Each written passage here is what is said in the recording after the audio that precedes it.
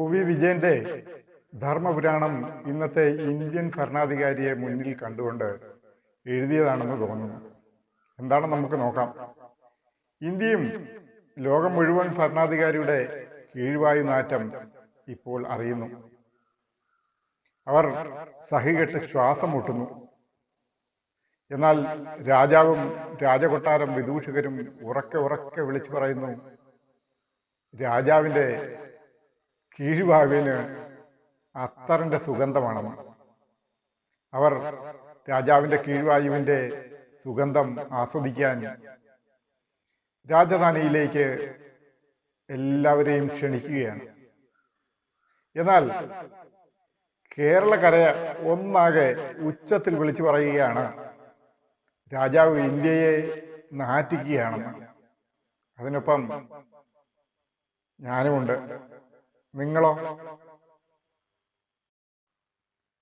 O. വിജയന്റെ ധർമ്മപുരാണം ഇന്നത്തെ Indian ഭരണാധികാരിയെ മുന്നിൽ കണ്ടുകൊണ്ട് എഴുതിയതാണെന്ന് തോന്നുന്നു. എന്താണെന്ന് നമുക്ക് നോക്കാം. ഇന്ത്യയും ലോകം മുഴുവൻ ഭരണാധികാരിയുടെ കീഴ്വായു നാറ്റം ഇപ്പോൾ അറിയുന്നു. അവർ സഹികെട്ട് ശ്വാസം മുട്ടുന്നു. എന്നാൽ രാജാവും രാജകൊട്ടാരം വിദൂഷകരും ഉറക്കെ ഉറക്കെ വിളിച്ചു പറയുന്നു, രാജാവിൻ്റെ കീഴ്വായുവിന് അത്തറിൻ്റെ സുഗന്ധമാണെന്ന്. അവർ രാജാവിൻ്റെ കീഴ്വായുവിൻ്റെ സുഗന്ധം ആസ്വദിക്കാൻ രാജധാനിയിലേക്ക് എല്ലാവരെയും ക്ഷണിക്കുകയാണ്.